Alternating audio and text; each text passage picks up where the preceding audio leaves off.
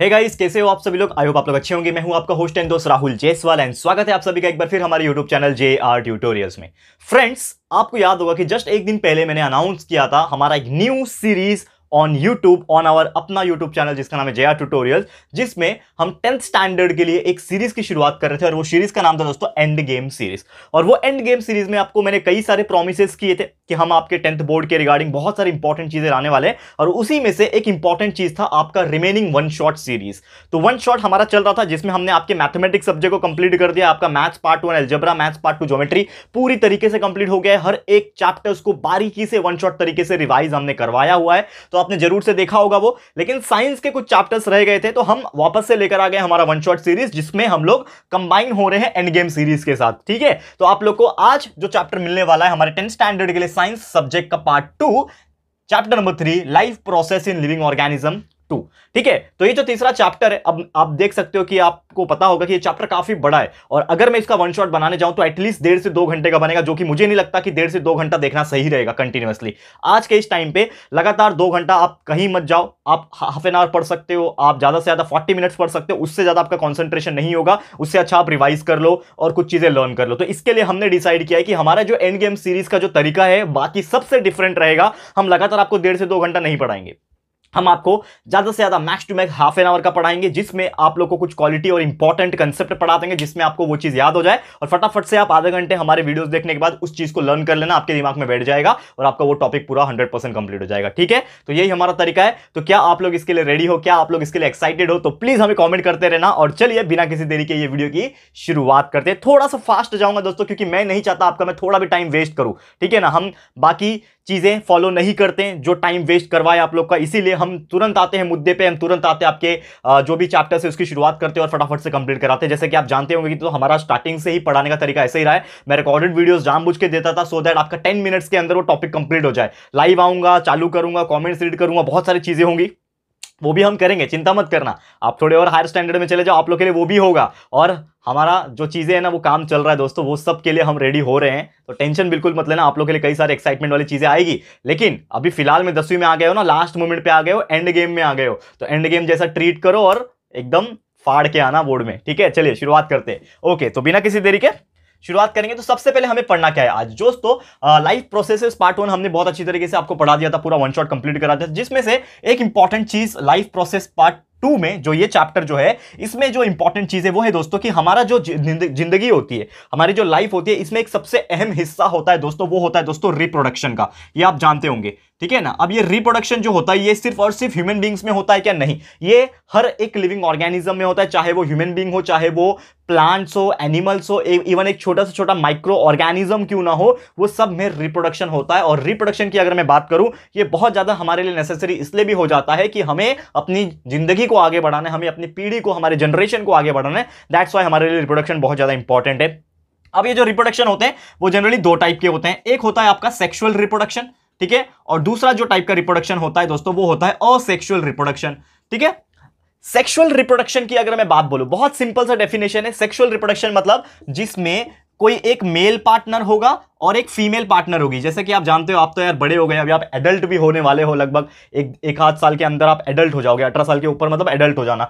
तो mail and female जो होते हैं ना, ये दोनों के मिलन से ही रिप्रोडक्शन होता है। ठीक है ना, तो मेल एंड फीमेल सिर्फ मिल जाएंगे तो रिप्रोडक्शन होगा क्या? नहीं, मेल एंड फीमेल के मिलने के साथ साथ जो उनके जो रिप्रोडक्टिव गैमेट्स जिसको हम लोग बोलते हैं, उसका भी आपस में यूनाइट होना बहुत जरूरी होता है। तो एग्जांपल के तौर पे मैं बता दूं कि मेल जो होता है ना, मेल, तो मेल का एक रिप्रोडक्टिव गैमेट होता है जिसको हम लोग बोलते हैं स्पर्म। जो आदमी लोग होते हैं उनके बॉडी में क्या होता है? स्पर्म होता है, करेक्ट है, ये आप जानते होंगे। ठीक है, स्पर्म हो गया। वही फीमेल्स की जो रिप्रोडक्टिव ऑर्गन्स होते हैं उनमें क्या प्रेजेंट होता है? ओव्यूल्स प्रेजेंट होता है, या फिर उसको इन शॉर्ट एग भी बोलते हैं। ठीक है ना, एग्स। तो नॉर्मली स्पर्म और ये जो ओव्यूल है ना, ये दोनों जो आपस में मिलते हैं, तो ये स्पर्म ओव्यूल मिलके क्या बनाते हैं दोस्तों? वो बनाते हैं दोस्तों जाइगोट। एंड ये जो प्रोसेस होता है, इसी को हम लोग फर्टिलाइजेशन बोलते हैं। और ये चीज मैं आपको एकदम इनिशियली क्यों बता रहा हूं ना, ये सब चीजें ना आपको आगे पढ़ना है। मतलब हमारा जो इसका लेक्चर नंबर 2 आएगा ना, वो सब आगे पढ़ना है, सेक्सुअल में पढ़ना है। लेकिन मैं थोड़ा सा आपको हिंट देके रख रहा हूं ताकि आपको ना रिवाइज के तौर पे हेल्प हो जाए, क्योंकि आप अभी ऐसे मौके पे नहीं हो कि मैं आपको एकदम शुरुआत से सिखाऊं। आपको बहुत सारी चीजें हमने रेगुलर लेक्चर वीडियोस में सिखा चुके हैं, हम लोग पूरा सिलेबस भी बहुत पहले कंप्लीट कर चुके हैं।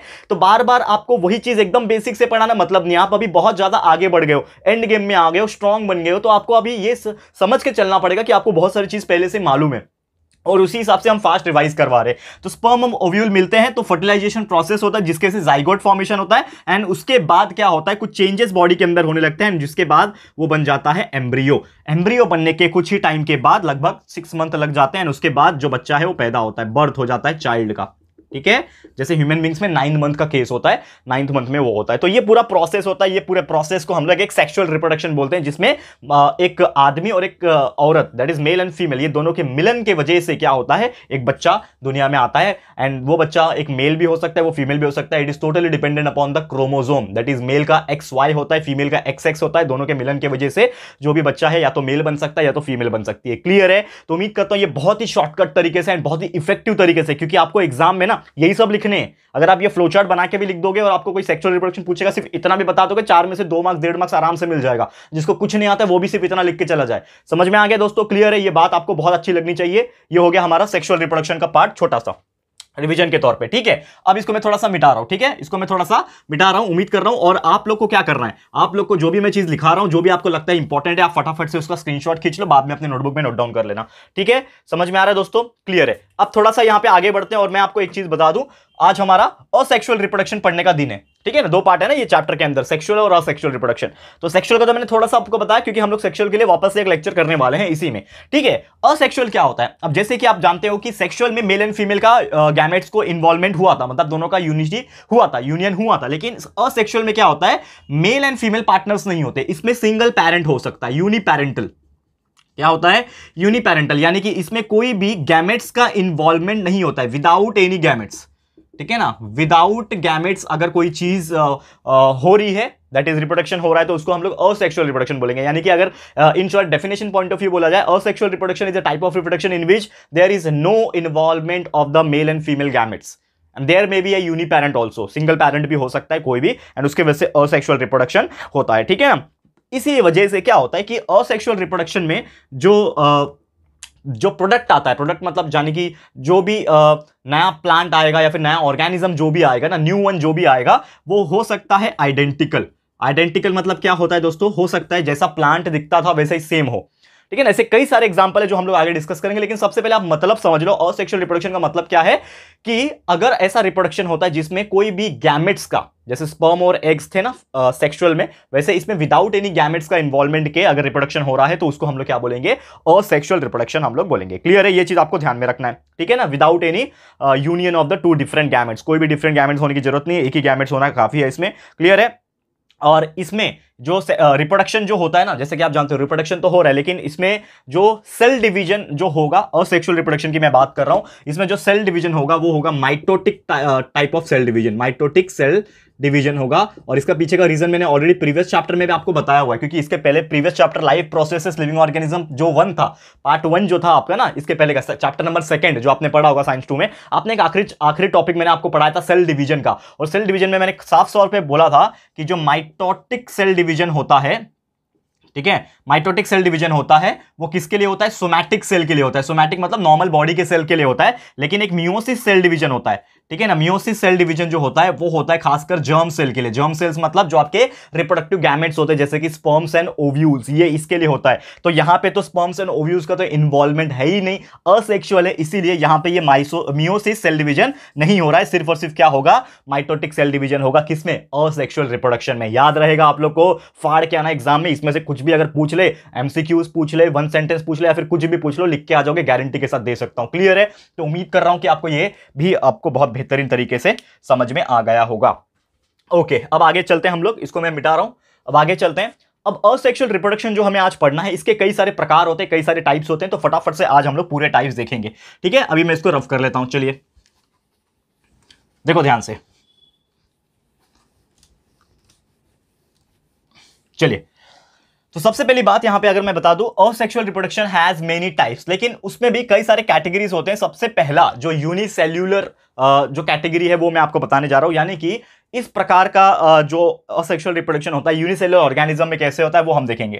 तो यहां पे मैं हेडिंग डालूंगा असेक्सुअल रिप्रोडक्शन, मतलब रिप्रोडक्शन जो है वो एसेक्सुअल हो रहा है, लेकिन किसमें हो रहा है? यूनिसेल्युलर ऑर्गेनिज्म के अंदर,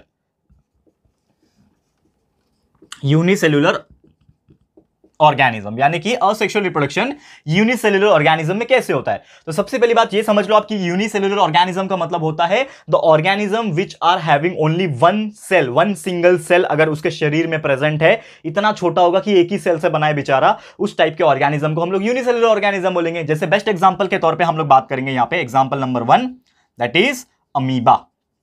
ठीक है, तो अमीबा क्या है? अमीबा एक यूनिसेलुलर ऑर्गेनिज्म है। तो लेट्स सपोज इसका डायग्रामेटिक रिप्रेजेंटेशन के हिसाब से बात करूं तो इसमें कैसे होगा और सेक्सुअल रिप्रोडक्शन कैसे होगा। तो लेट्स सपोज कि ये मेरा एक अमीबा है, इसके अंदर क्या है? न्यूक्लियस प्रेजेंट है। अब ये क्या हो जाएगा ना, धीरे धीरे क्या हो जाएगा, ये अमीबा के अंदर क्या हो जाएगा, ये जो न्यूक्लियस है वो दो हिस्सों में डिवाइड हो जाएगा आपस में। सबसे पहले क्या होता है? कैरियोकाइनेसिस होता है सेल डिवीजन में। लास्ट चैप्टर सेल डिवीजन में मैंने पढ़ाया था। फर्स्ट इज सेल डिवीजन के अंदर आपका न्यूक्लियस का डिवीजन होता है, that is known as the karyokinesis. उसके बाद साइटोप्लाज्म का डिवीजन होता है जिसको हम लोग साइटोकाइनेसिस कहते हैं। ये सब पढ़ाया हुआ है दोस्तों, अगर आपको याद नहीं आ रहा होगा तो हमारे लेक्चर जाके देखो, हमारे वन शॉट भी देख सकते हो प्रीवियस चैप्टर्स के, यार बहुत अच्छी तरीके से समझाया है। फिर भी अगर याद नहीं आ रहा है तो कहीं ना कहीं आप लोग का थोड़ा सा कमी हो रहा है और आप लोग को वो कमी दिनों रात जाके पूरी करनी है, तभी आपको हर चीज का नॉलेज आएगा दोस्तों। ट्रस्ट में, ये एक अभी मजाक नहीं चल रहा है, अभी बहुत सीरियस होना पड़ेगा। लास्ट का 15 से 20 दिन, 1 महीना है, इसमें इतना मेहनत कर लेना, इतना मेहनत करना है जितना साल में नहीं किया रहेगा। ठीक है, तो तभी आपके वो 90-95% जो आपने सपना बनाया होगा वो पूरा होगा। लेकिन अगर आपका सपना 70-80% का है तो नॉर्मल पढ़ो तो भी आ जाएगा, कोई दिक्कत की बात नहीं है। स्ट्रेस नहीं लेना है बहुत ज्यादा। मैं कभी भी ऐसा नहीं फोकस करता हूं कि 90% नहीं आएंगे तो आपकी जिंदगी खराब हो जाएगा। मैं खुद यहाँ पे 82% लाया हूं और आप देख सकते हो आज मैं कहां पे हूं। मैंने अपने लाइफ में 10th में 82% लाया, 12th में मेरे सिर्फ 67% आए थे, सिर्फ 67%। फिर भी मैं अपने कॉलेज का टॉपर था। क्यों? क्योंकि उस टाइम पे कंपटीशन बहुत हुआ था और पेपर बहुत टफ आता था। 67% was my percentage in 12th standard.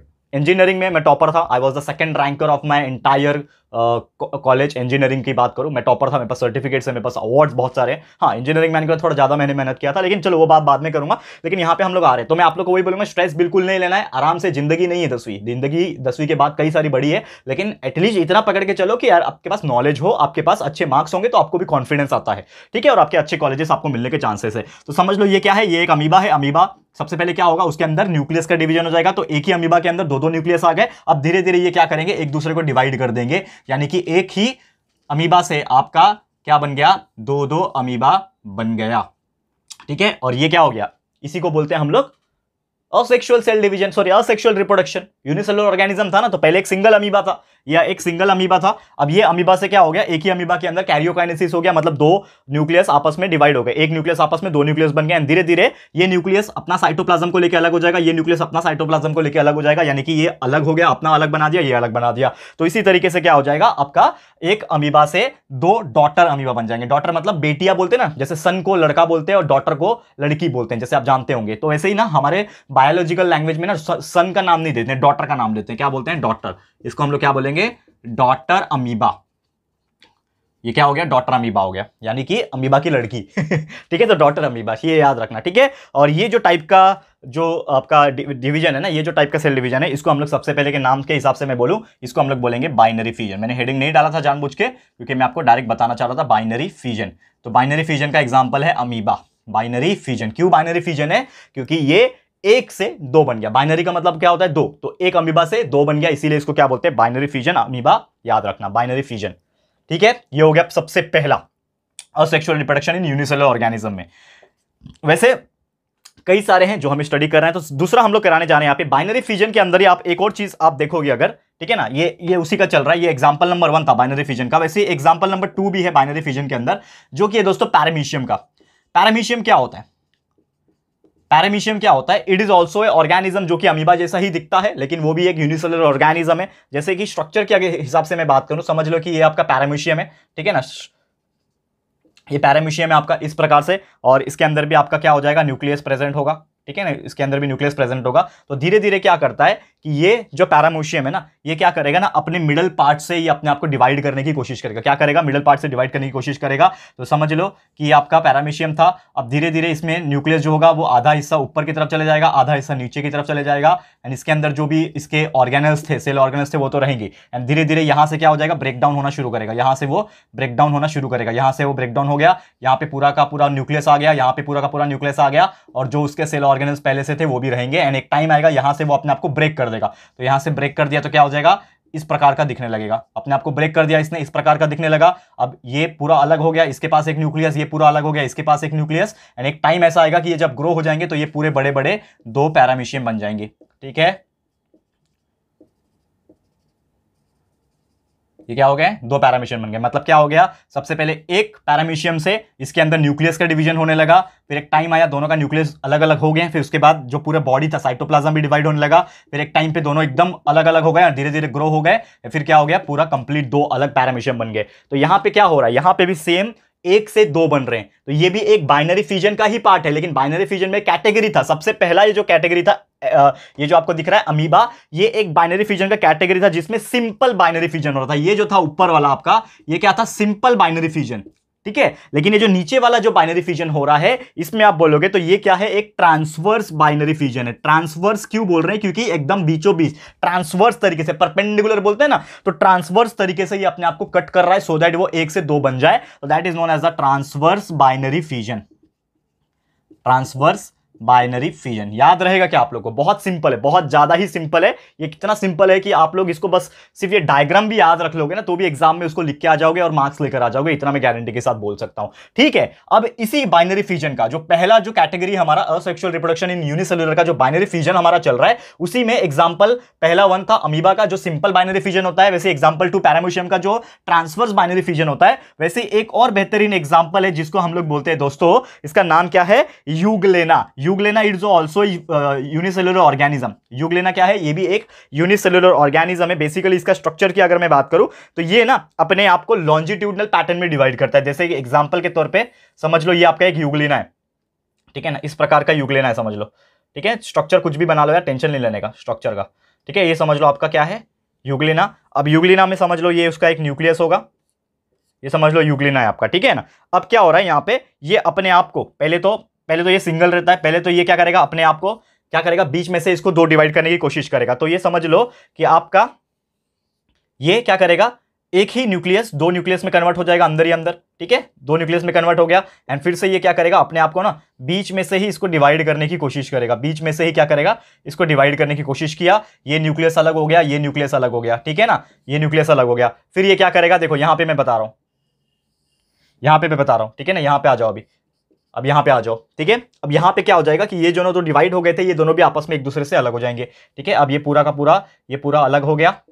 ठीक है, और ये पूरा का पूरा क्या हो गया, अलग हो गया। तो इस वजह से क्या हो रहा है यहां पे कि यहां पे जो डिवीजन हो रहा है वो एकदम बीचों बीच तरीके से लंबाई के थ्रू हो रहा है, इसीलिए इसका नाम क्या रखा है मैंने, longitudinal binary fusion. Longitudinally binary fusion मतलब आपने ये बोर्ड पे अगर आप देख रहे होंगे तो आपको बहुत मजा आ रहा होगा देखने में, थोड़ा सा भर गया है भोर हमारा, लेकिन भरना जरूरी है क्योंकि आपको ऐसा लग रहा होगा कि सर भी आपके लिए मेहनत कर रहे हैं और आप लोग भी इसी प्रकार डायग्राम्स बनाओगे एग्जाम में, तभी आपके मार्क्स मिलेंगे। कैसे, जो आपका थर्ड कैटेगरी है बाइनरी फ्यूजन का तीसरा जो एग्जांपल है, इसमें क्या मैंने बोला, लॉन्जिट्यूडनल बाइनरी फ्यूजन हो रहा है। लॉन्जिट्यूडनल बाइनरी फ्यूजन का मतलब क्या होता है कि एकदम बीचों बीच से, जैसे मेरा शरीर आपको दिख रहा होगा, अगर आपके राहुल सर को ऐसा बीच में से ऐसा काट दिया जाए तो क्या हो जाएगा, मैं एक राइट का पार्ट अलग, लेफ्ट का पार्ट अलग हो जाएगा। सेम उसी प्रकार यहां पे ये 2 पार्ट में डिवाइड किया है, मतलब काटा नहीं है, यहां पे वो खुद डिवाइड कर रहा है। कैसे, पहले न्यूक्लियस दोनों अलग हो गया, फिर न्यूक्लियस दोनों साइटोप्लाज्म को लेके अलग हो जाएगा, एंड दोनों ऑर्गेनिज्म ही अलग हो जाएंगे। तो ये क्या बन जाएगा, 2 अलग अलग क्या बन जाएंगे, यूग्लेना बन जाएंगे। ये क्या बन गया, 2 डॉटर यूग्लेना अलग अलग बन गया ना, डॉटर यूग्लेना बन गया। तो इस तरीके से ये क्या है, 1 से 2 बना रहे हैं, जैसे ये भी 1 से 2 बन गया, ये भी 1 से 2 बन गया, ये भी 1 से 2 बन गया। फिर ये जब खुद आगे बढ़ेंगे तो ये 2 से 4 बन जाएंगे, 4 से 8 बन जाएंगे, 8 से 16, और ये क्या हो रहा है, अपने आप को मल्टीप्लाई कर रहे हैं। तो अपने आप को मल्टीप्लाई करना इज नथिंग बट रिप्रोडक्शन। जैसे हम ह्यूमन बींग्स अपने आप को मल्टीप्लाई करते हैं, हम मियाँ बेबी रहते हैं, मेल एंड फीमेल रहते हैं, बच्चे पैदा करते हैं, वो बच्चा हुआ वो बड़ा होगा, फिर वो भी बच्चे पैदा करेगा, वो बड़ा होगा, वो बच्चे, तो पीढ़ी दर पीढ़ी चलते आ रहा है। आप देखो ना, हमारे सिर्फ इंडिया में 140 करोड़ की पॉपुलेशन है, मतलब कितने सारा हमने अपने आप को मल्टीप्लाई किया है। ये तो ऑर्गेनिज्म है, ये तो और ज्यादा कर सकते हैं फास्ट हमसे, इसीलिए ऑर्गेनिजम्स की तादाद हम ह्यूमन बींग से ज्यादा होती है।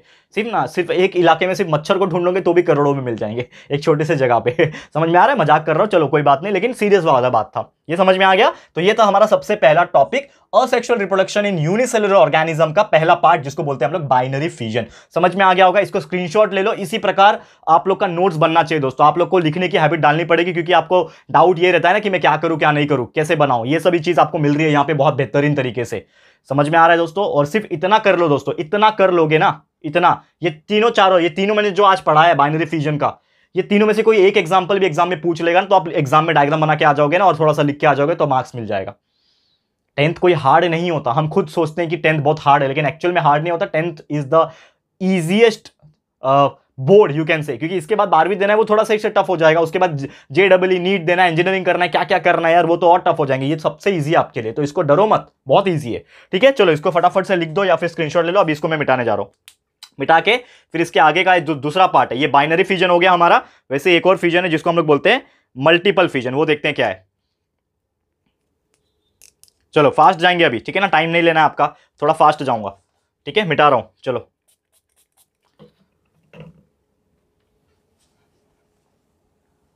हो गया बाइनरी फिजन कंप्लीट। मजा आया? क्लियर है? कमेंट करते जाना दोस्तों और लाइक करते जाना अगर हमारा ये आपको सेशन पसंद आता है। मेरा आप लोग से सिर्फ एक कंप्लेन है यार, आप लोग लाइक नहीं करते हो, ठीक है ना। तो प्लीज़ हमारे वीडियोस जब आप देखते हो तो लाइक कर दिया करो, हमें मोटिवेशन मिलता है उस चीज़ से। अगर आप लाइक करोगे काफ़ी ज़्यादा आनंद और सुकून मिलता है कि यार हम जो आपके लिए डेली यहाँ पे खड़े होकर मेहनत कर रहे हैं, ठीक है, बदले में सिर्फ आपका लाइक ही चाहिए दोस्तों, और कुछ नहीं। तो प्लीज आपसे रिक्वेस्ट है तो वीडियो को लाइक कर देना, कमेंट्स अच्छे से करते रहना और अपने दोस्तों के साथ शेयर करते रहना। ठीक है, चलिए आ जाते हैं। तो यूनिसेलुलर ऑर्गेनिज्म के अंदर हमारा जो दूसरा पार्ट है जिसको हम लोग बोलते हैं मल्टीपल फिजन। क्या होता है मल्टीपल फिजन? अब जैसे बाइनरी फिजन का नाम क्या था? Binary fission. क्यों? क्योंकि वो एक से दो बनाता था। अब ये मल्टीपल फिजन का नाम क्या रहेगा? एक से मल्टीपल बनाना। जैसे कि मल्टीपल फिजन जो अक्सर देखा जाता है वो अमीबा में देखा जाता है, ठीक है ना। ये अमीबा में देखा, इसका एग्जांपल क्या है? अमीबा। तो अमीबा में देखा जाता है, मतलब होता क्या है बेसिकली, क्या होता है कि एक टाइम आता है अमीबा के अंदर ना, जो सूडोपोडिया होता है, pseudopodia is nothing but the sucking organ, जिसके हेल्प से वो खाना खाता है। जैसे हमारे माउथ से हम खाना खाते हैं ना, तो pseudopodia is a locomotory organ और उसी से वो खाना भी लेता है। ठीक है, तो एक टाइम आता है कि जो सूडोपोडिया जो है ना, इसका जो फॉर्मेशन होता है ना वो रुक जाता है। अमीबा के अंदर जो सूडोपोडिया जो होता है, सूडोपोडिया का जो फॉर्मेशन होता है वो क्या हो जाता है? स्टॉप हो जाता है। अब सूडोपोडिया का फॉर्मेशन स्टॉप हो जाएगा तो उसका ग्रोथ भी रुक जाएगा। तो जिसके वजह से क्या होता है कि जो अमीबा होता है ना वो क्या बन जाता है? एक राउंड बन जाता है, राउंड शेप में आ जाता है और उसके अंदर जो प्लाज्मा मेम्ब्रेन हो जाता है ना, प्लाज्मा मेम्ब्रेन समझ लो, एक राउंड आपका ये प्लाज्मा मेम्ब्रेन, अंदर का जो कवरिंग होता है जिसको प्लाज्मा मेम्ब्रेन बोलते हैं। आप जानते हो ना, सेल के अंदर एक इंटरनल कवरिंग होता है जिसको हम लोग प्लाज्मा मेम्ब्रेन बोलते हैं। तो क्या होता है यहाँ पे कि एक राउंड बन जाता है और एक प्रोटेक्टिव कवरिंग फॉर्म हो जाता है किसके अंदर? अमीबा के अंदर। प्रोटेक्टिव कवरिंग जिसको हम लोग प्लाज्मा मेम्ब्रेन बोलते हैं वो उसके अंदर क्या हो जाता है? फॉर्म हो जाता है और यही एनसिस्टेड अमीबा के नाम से जाना जाता है।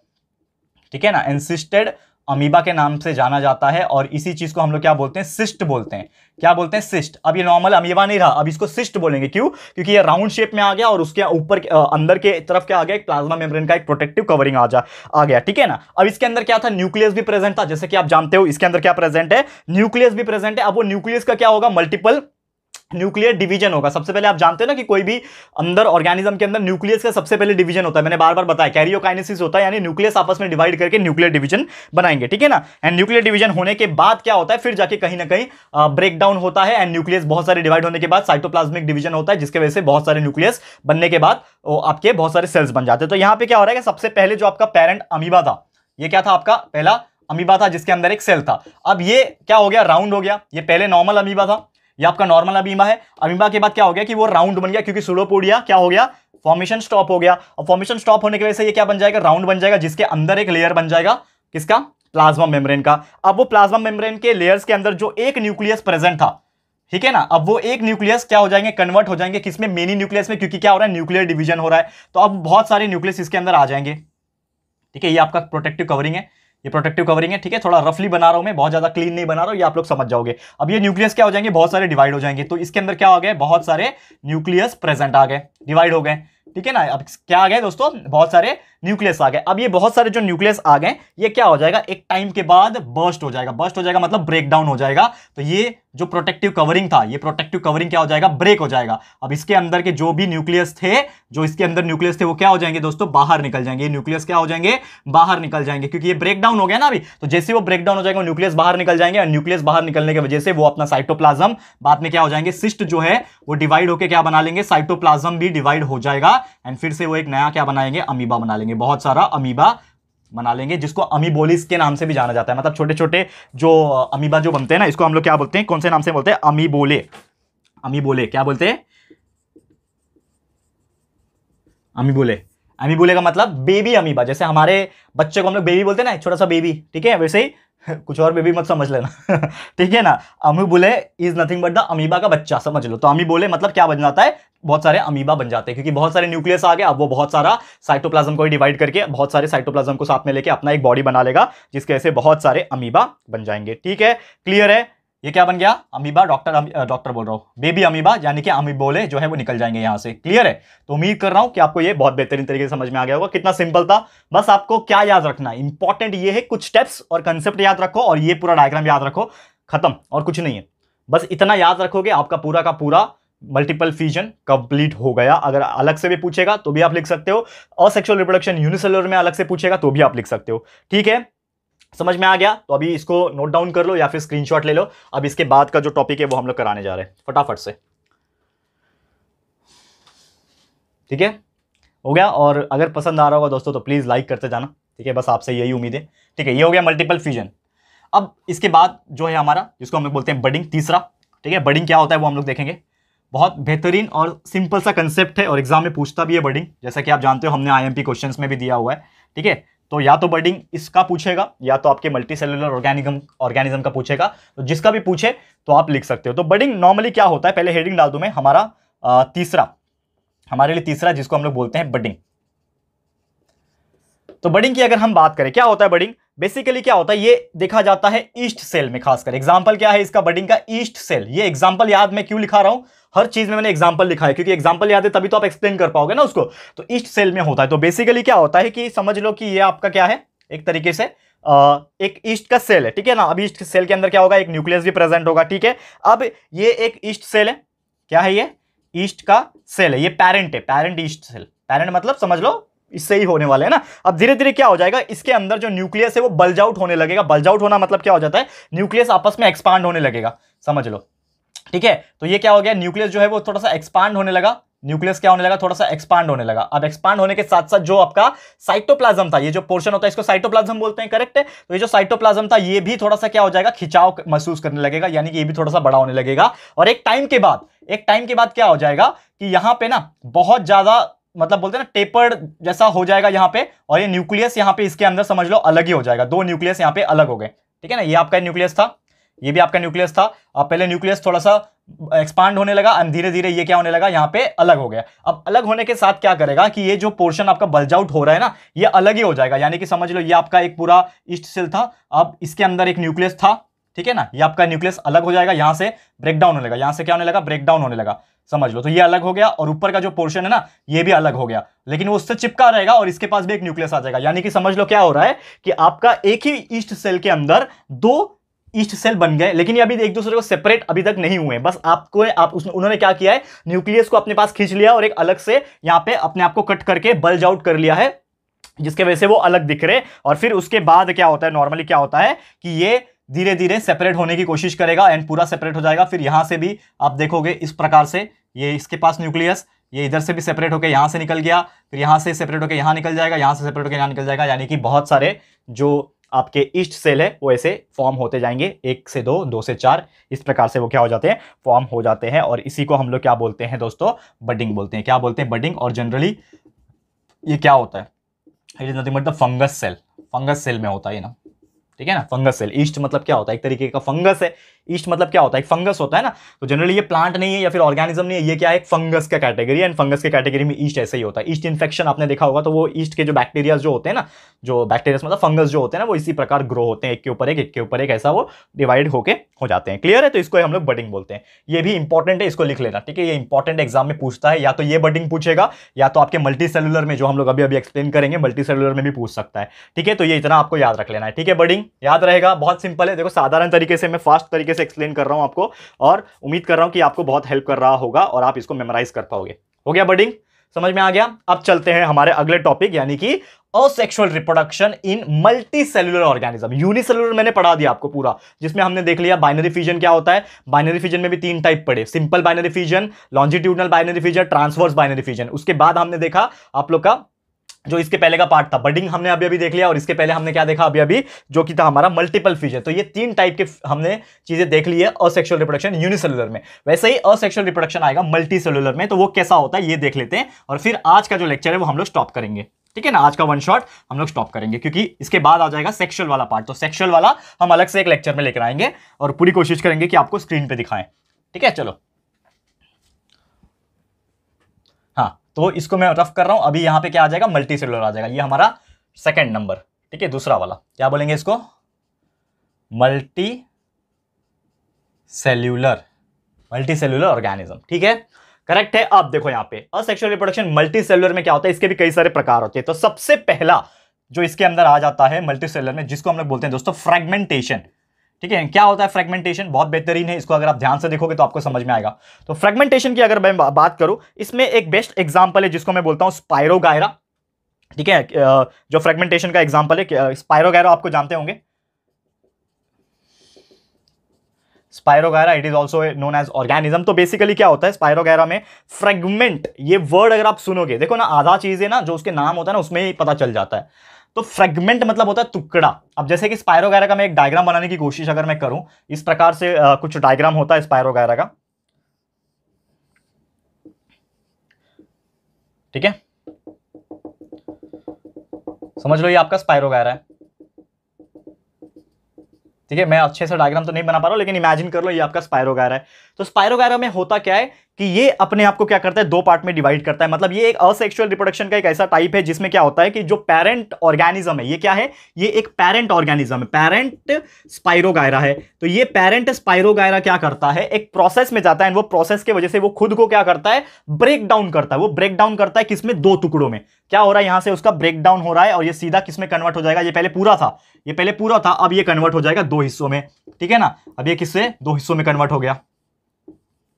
समझ में आ रहा है दोस्तों, समझ में आ रहा है। अब इसने अपने आप को क्या कर दिया, दो टुकड़ा, मतलब समझ लो बीच से उसको ब्रेक डाउन कर दिया। अब ये पहले सिंगल था, अब ये क्या हो गया, दो टुकड़े में कन्वर्ट हो गया। एंड इसी प्रोसेस को हम लोग क्या बोलते हैं, आपका फ्रेगमेंटेशन। तो इसमें क्या हो रहा है कि जो आपका पेरेंट स्पाइरोगायरा था, it has broken down into two pieces, यानी दो फ्रेगमेंट में ये क्या बन गए, ये दो टुकड़े हो गए, क्या बन गए, ये फ्रेगमेंट बन गए। तो ये दो फ्रेगमेंट में इन्होंने अपने आप को तोड़ लिया। अब फ्रेगमेंट में तोड़ने के बाद ये अपना अलग जिएगा, ये अपनी अलग जिंदगी जिएगा, ये अपनी अलग जिंदगी जिएगा, और धीरे धीरे बड़ा हो जाएगा। एंड जब वो खुद बड़ा हो जाएगा, फिर अपने आप को वो भी दो पार्ट में तोड़ लेगा, एंड फिर उसमें से दो बनेंगे। तो ऐसे ही वो 1 से 2, फिर 2 से 4, 4 से 8, 16, 32, 64, 128, 356 ऐसे बढ़ते रहेंगे फटाफट से। समझ में आ रहा है, क्लियर है। तो ये था हमारा फ्रेगमेंटेशन, बहुत सिंपल है। और इसमें ना जनरली क्या होता है ना कि जब भी स्पाइरोगायरा, ये जो आपका क्या बोलते हैं इसको, जो टाइप है, ये जो ऑर्गेनिज्म है ना, इसको जब प्लेंटी ऑफ वाटर जब मिलता है, बहुत सारा पानी का सप्लाई मिलता है, तभी ये ऐसा करता है। और इसके ब्रेकडाउन जब आपस में टुकड़े हो जाते हैं, तो जब उसको पानी वगैरह मिलता है ना, तो ये बहुत फटाफट से ग्रो भी कर जाते हैं। यानी कि इसके अंदर जो रिप्रोडक्टिविटी रेट है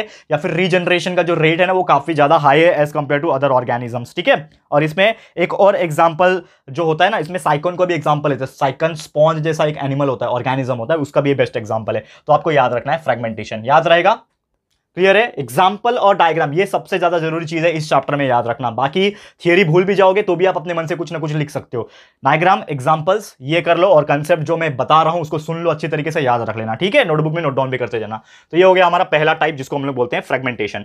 समझ में आ गया, चलो इसको लिख लो फटाफट से, या फिर नोट डाउन कर लो, स्क्रीनशॉट ले लो। अभी हम लोग जा रहे हैं नेक्स्ट टाइप के ऊपर। चलो ठीक है, रफ कर लेता हूं। ये हो गया पहला फ्रेगमेंटेशन। अब देखते हैं सेकंड कौन सा है।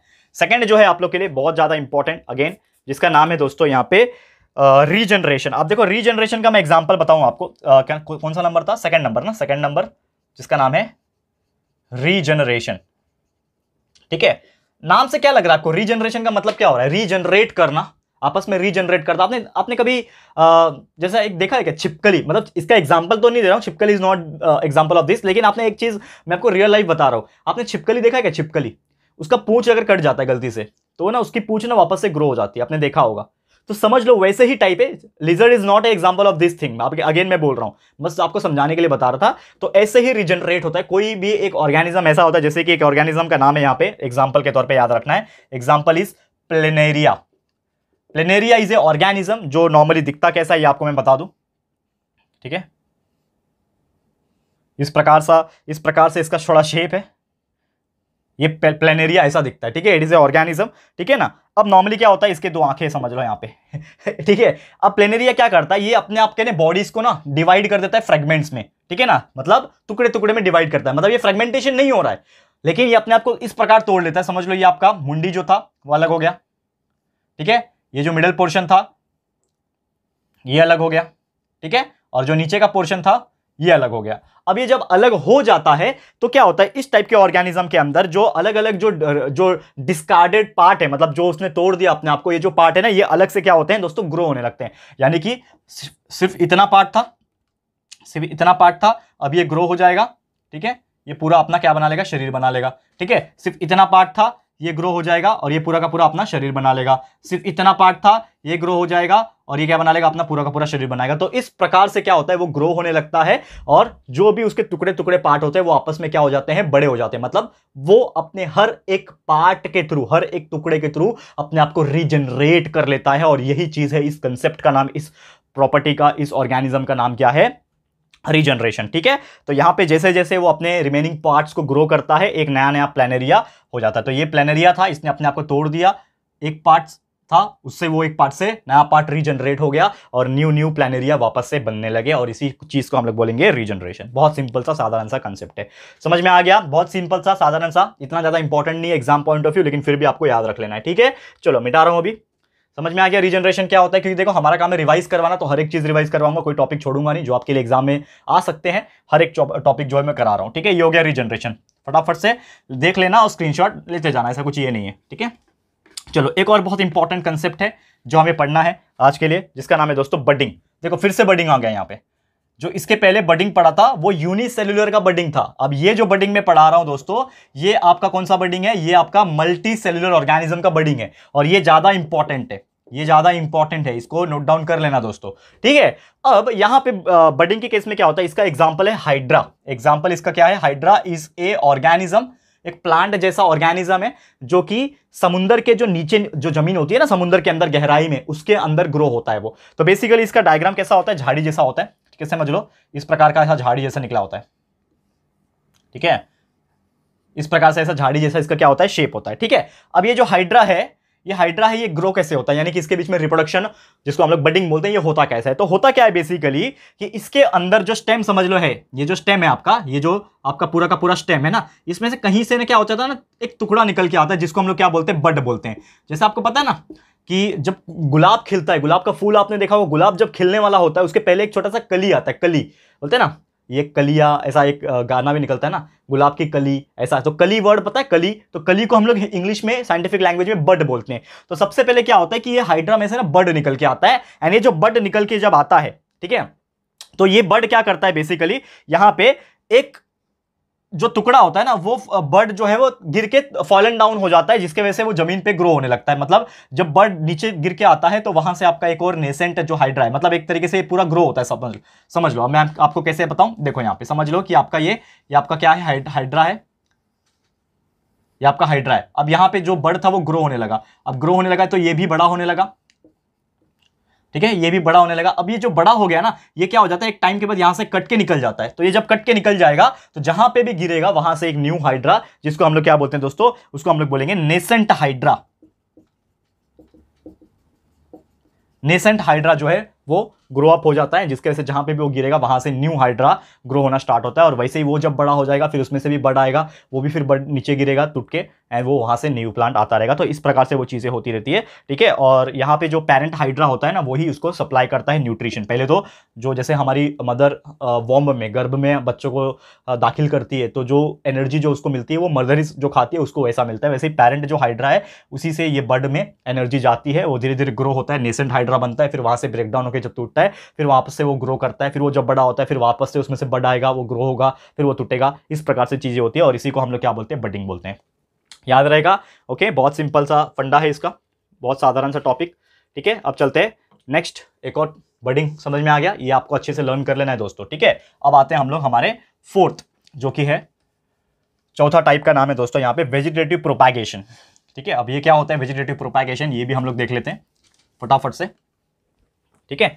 देखो ध्यान से देखना, हमारा fourth vegetative propagation. Vegetative propagation का एक बेसिक सा एग्जांपल मैं बहुत सारा दूंगा यहाँ पे, जैसे ब्रायोफाइलम, ठीक है ना, ब्रायोफाइलम जो होता है ना, एग्जांपल है इसका, ठीक है ना, वेजिटेटिव प्रोपैगेशन का। अब यहाँ पे मैं आपको एग्जांपल देता हूँ, ऐसे कई सारे आपको देखने मिल जाएंगे। इसका एक और एक बेस्ट एग्जांपल दे दो, पोटैटो, आलू, बटाटा बड़ा बटाटा, ठीक है। तो इसमें क्या होता है ना, जो पत्तियां होती है, आपने देखा होगा जो लीव्स होती हैं, ठीक है ना, समझ लो ये क्या है, लीव्स है, ठीक है ना। अब लीव जैसा दिख तो नहीं रहा है, मैं फिर भी बनाने की कोशिश करता हूं, समझ लो ये आपका एक लीफ है, ठीक है, ये पत्ती है। अब ये पत्ती में से भी आपने देखा होगा छोटे छोटे ना प्लांट्स ऐसे निकलते हैं पत्ती में से। तो यहां पे क्या हो रहा है, प्लांट्स पत्ती में से निकलते हैं। जैसे आपने आलू देखा होगा, आलू, पटैटो, पटैटो के ऊपर से भी आपने देखा होगा कि वो छोटा सा आंख जैसा, उसको हम लोग आंख बोलते हैं, पटैटो में आंख आ गया, वो आंख में से रूट जैसा चीजें निकलती है बाहर, और वही पटैटो को आप जमीन के अंदर, सॉइल के अंदर डाल दो तो उसमें से एक नया प्लांट ग्रो हो जाता है। यानी कि समझ लो इसी प्रकार का जो पार्ट होता है जो जनरली लीव्स में से ग्रो करता है। जैसे ये एग्जाम्पल जो मैंने दिया, ये ब्रायोफाइलम का दिया, ठीक है ना, लीव्स में से न्यू प्लांट्स ग्रो होता है। मतलब वेजिटेटिव प्रोपैगेशन का एग्जैक्टली अगर मैं मीनिंग समझाऊं आपको, तो वेजिटेटिव पार्ट में से ही नया प्लांट ग्रो हो रहा है।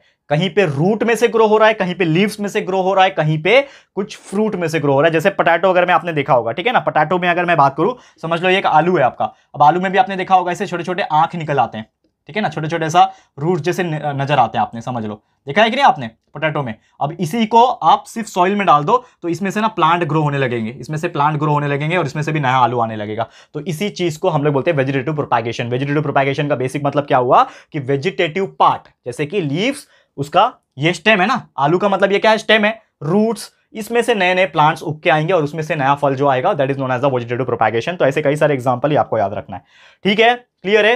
ये हो गया हमारा चौथा। एंड अब चलते हैं हमारे आखिरी टॉपिक, जिसका नाम है पांचवा, क्या नाम है, यहीं पे करा देता हूं, स्पोर फॉर्मेशन। बहुत बेहतरीन, spore formation exam point of view not very important, लेकिन फिर भी आपको याद रखना है। जैसे आप जानते हो स्पोर फॉर्मेशन का जो बेस्ट एग्जांपल है दोस्तों, म्यूकर, फंगस जो होता है ना, एग्जांपल म्यूकर, फंगस है, ये एक कैटेगरी है फंगस का, फंगाई। आपने देखा होगा ब्रेड वगैरह में ना व्हाइट व्हाइट कलर का, जब 2-3 दिन ब्रेड पुराना हो जाता है तो आपने देखा होगा व्हाइट कलर का फंगस या फिर ब्लैक कलर का फंगस आ जाता है। तो बेसिकली क्या होता है, इसमें ना स्पोर्स होते हैं, जैसे समझ लो माइक जैसे दिखने वाले स्पोर्स होते हैं, ठीक है। और इसके अंदर ना बहुत ज्यादा क्या होते हैं, छोटे छोटे छोटे छोटे छोटे छोटे स्पोर्स होते हैं। तो होता क्या है, एक टाइम के बाद इसके अंदर जो स्पोर्स होते हैं वो बर्स्ट आउट हो जाते हैं, एंड जैसे ही वो बर्स्ट हो जाते हैं, जिसको स्पोरेंजियम भी कहा जाता है, क्या कहा जाता है, क्या कहा जाता है, स्पोरेंजियम।